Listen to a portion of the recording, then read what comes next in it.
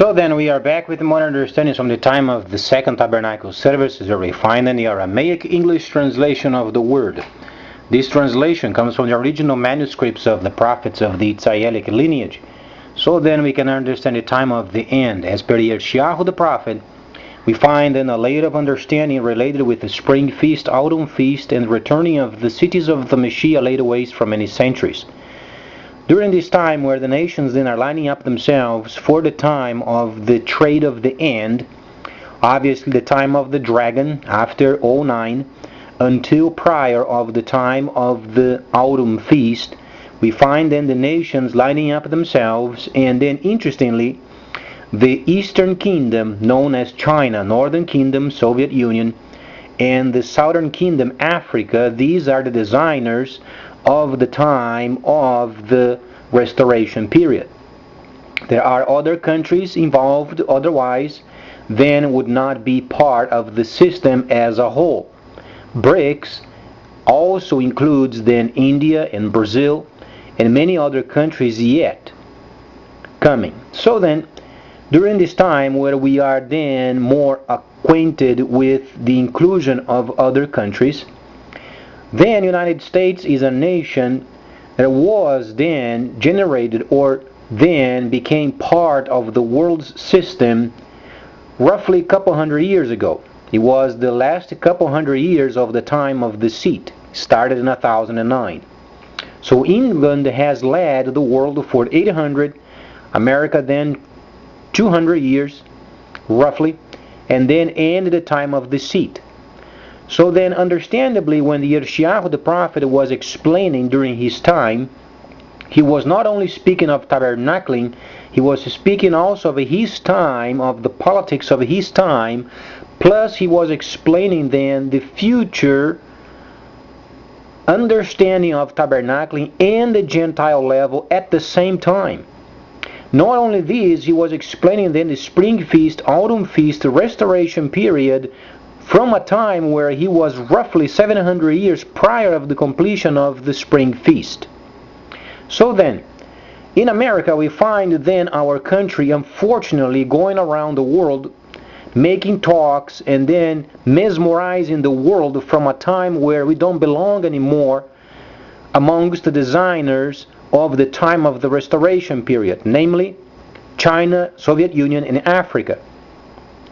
So then, during the time of the 40s, when Pearl Harbor then was bombarded, there was a very important factor, America First. It was a movement, and there was a person, a senator from North Dakota, Gerald Nye, where he was very contrary of the war. He did not want the war whatsoever. And interestingly, making a comparison with Yeshayahu in a very tiny portion, Yeshayahu, when he spoke during the time of his own, besides then the political and tabernacling of his time, he also included many factors of the Gentiles while he was prophesying. This Gerald, from the time of the 40s, he can't say truly prophesied, because he's not a prophet.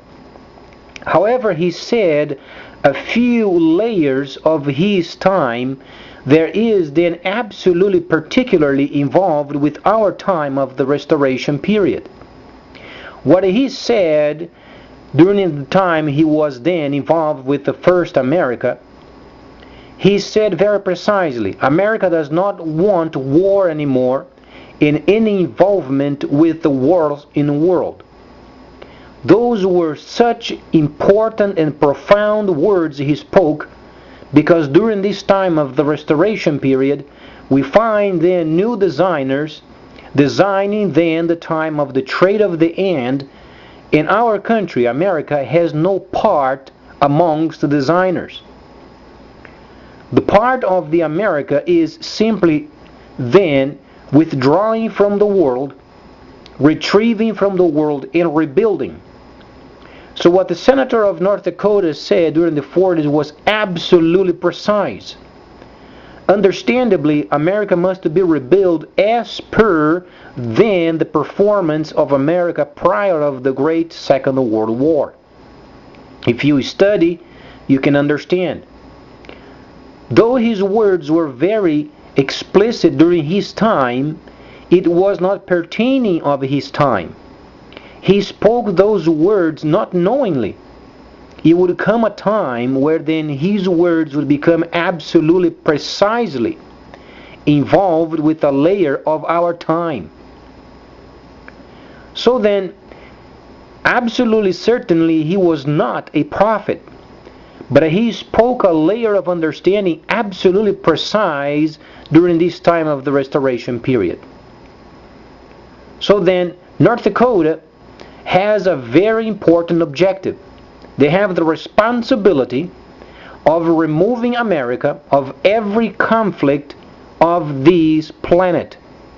They have the responsibility of then gathering our country, making sure then our trade becomes then sustainable, under the control, numbers and then budget done as per the time prior of the Second Great War.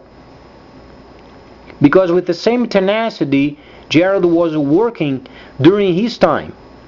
So this time what Gerald said is absolutely true. We understand the time of the trade of the end. It is a time of precision, a time of control of computers, a time where then politicians, if they are unworthy, then the computer catches real fastly. So requires then people with a worthy character then run this nation as per then the design of the time prior of the Second World War. So it's a momentous time for this country, understanding what he said, and he was very protective of the American furtherance of his time. He knew that our involvement with the war would be destructive, and it was. Those his words then were very important. We find ourselves then vividly understanding his words and expecting then the government of North Dakota then leading this country. Used to live there myself, nearly 10 years. Great state, great people, very straight-minded in terms of then the responsibilities given. They have our highest education system in our country. And those words of America first should be then used from this great state of North Dakota and leading this country as then Gerald envisioned. And interestingly, he said a layer of understanding of this country that would take place, but then decades later. So if we take seriously what he said and then implement the proper changes from the North Dakota's view, what should be done in this country, then this nation has a chance of rebuilding and becoming a great partner of the time of the trade of the end.